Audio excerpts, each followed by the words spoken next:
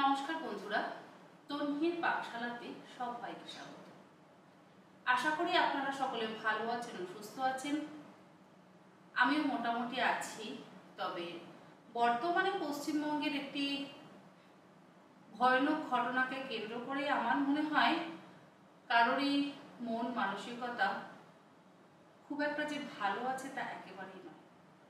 আমার এই তন্বীর পাঠশালা পরিবারে 20 লক্ষেরও ওপর সদস্য সংখ্যা। এই 20 লক্ষ মানুষের মধ্যে অনেক রকম জীবিকা উপার্জনের মানুষজন আমার এই চ্যানেলের সদস্য। কেউ ডাক্তার, কেউ ইঞ্জিনিয়ার, কেউ নার্স, কেউ স্কুল টিচার, কেউ বা গৃহবধূ, আবার কেউ অফিসেও চাকরি করে। তাছাড়া আমরা যারা মা, সেই মায়েরাও আমাদের সন্তানকে যখন ধারণ করি 9 মাস বা 10 মাস, যে কদিনই আমরা আমাদের সন্তানকে ধারণ করে রাখি না কেন, যথেষ্ট কষ্ট কিন্তু আমরা প্রত্যেকেই সেই সময় সহ্য করি। আর সন্তান জন্মের পরও আমরা মায়েরা অনেক কষ্ট করে একটা সন্তানকে গড়ে তুলি। তার ভবিষ্যৎ কি রকম হবে, সে ডাক্তার হবে না ইঞ্জিনিয়ার হবে না সুন্দর একটা মানুষ তৈরি হবে, সেই দিকে আমরা প্রত্যেকটা মাই সুন্দরভাবে লক্ষ্য রাখি। আমরা কখনোই কোনো মা চাই না যে কোনো মায়ের কোল খালি হয়ে যাক। বর্তমানে যে ঘটনাটি ঘটেছে আরজিকর হসপিটালে, সেটি সত্যিই ভীষণ দুঃখজনক ঘটনা এবং ভীষণই জঘন্য একটি কাজ যারা করেছে। একজন তো এর মধ্যে নেই, শোনা যাচ্ছে, খবরে আসছে অনেকজন এর মধ্যে জড়িত। যে মায়ের সন্তান গেল, সেই মায়ের কোল তো খালি হলোই। আমরা যারা মা এখনো পর্যন্ত আছি এবং ভবিষ্যতে যারা তাদের ছোট ছোট মেয়ে বা ছেলেকে তৈরি করছে, তারা কিন্তু সর্বক্ষণ আতঙ্কের মধ্যে দিয়ে দিন কাটাচ্ছে। এখন আমরা মোমবাতি নিয়ে অনেকেই রাস্তায় নামবো, অনেকেই অনেক রকম বিচার চাইবে, কিন্তু সত্যিকার বিচার হয়? আজ একটা ঘটনা আমাদের সামনে এইভাবে উঠে এসেছে। এরকম কত ঘটনা কত গ্রামে গঞ্জে প্রতিদিন প্রতিনিয়ত হয়ে চলেছে। আমরা খবরের কাগজের পাতায় পড়ছি, আমরা টিভির খবরে পড়ছি, তার সত্যি বিচার হচ্ছে না। যে ডাক্তারবাবুরা আমাদের প্রাণ বাঁচান, যারা আমাদের জীবন দেন, যাদের কাছে আমরা আমাদের শরীরকে সুস্থ করবার জন্য যাই প্রতিনিয়ত প্রতিদিন, আজকে তারাই কিন্তু সুরক্ষিত নয়। আমরা তো একেবারেই নই সাধারণ মানুষরা। ডাক্তাররাও এইভাবে তাদের জীবন দিয়ে দিচ্ছে, তাদের জীবন নিয়ে নেওয়া হচ্ছে। সে তো ইচ্ছে করে জীবন দিতে চায়নি। সে 36 ঘন্টা টানা ডিউটি করার পর ঠিক মতন বিশ্রাম করারও সুযোগ পায়নি, তাকে বিশ্রাম করতে দেওয়া হয়নি।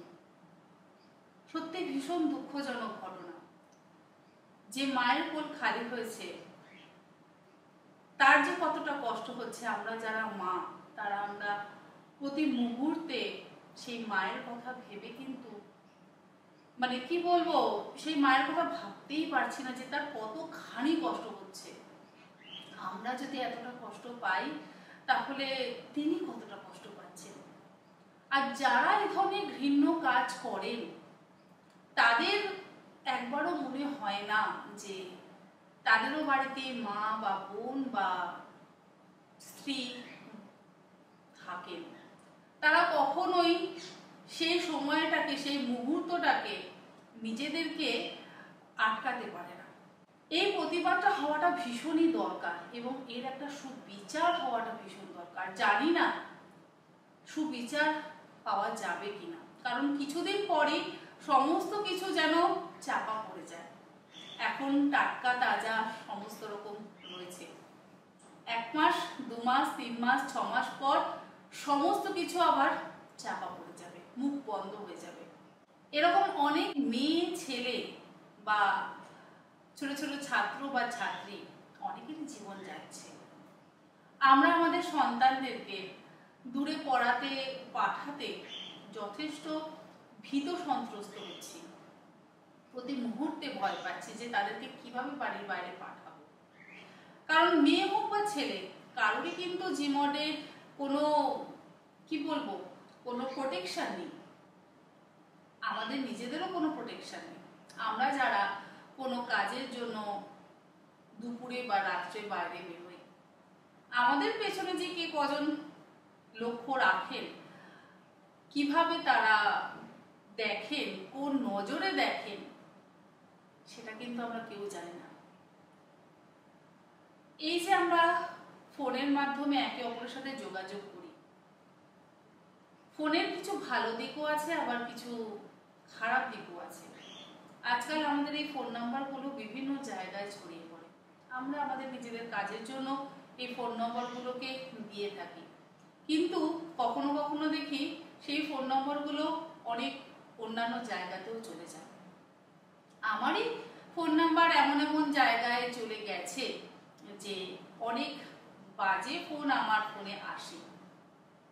একদিন এমন হয়েছে যে আমার ছেলে ঘরে রয়েছে, সে ঘরে বসে কাজ করছে, আমার কাছে এমন একটি ফোন আসে যে আপনার হাজবেন্ডের অ্যাক্সিডেন্ট হয়েছে, আপনার ছেলে কোথায় আছে, আপনার ছেলে তো সেখানে আছে। এবার সত্যি বলতে আমার হাজবেন্ড তো বাইরেই থাকে।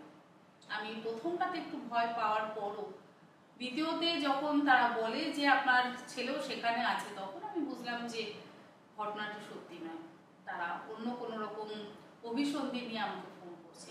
যাই হোক, এই সমস্ত কথা বলতে চাইছি না, কিন্তু আমরা প্রত্যেকের কাছে বিচার চাইছি আর প্রত্যেকের কাছে আবেদন করছি যে ভবিষ্যতে এরকম ঘটনা যেন আর না ঘটে। জানি আমার এই ছোট্ট কথাতে কিচ্ছু কারোর এসে যাবে না, এই ঘটনা ঘটবেই, এই ঘটনা আজ থেকে নয়।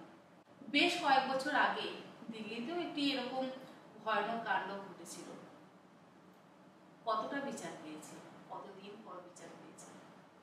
আর জানি না এই যারা ধরা পড়ছেন, যারা ক্রিমিনাল হিসেবে সামনে আসছেন, তাদের মাথার উপর কেউ আছে কি নেই বলতে পারবো না।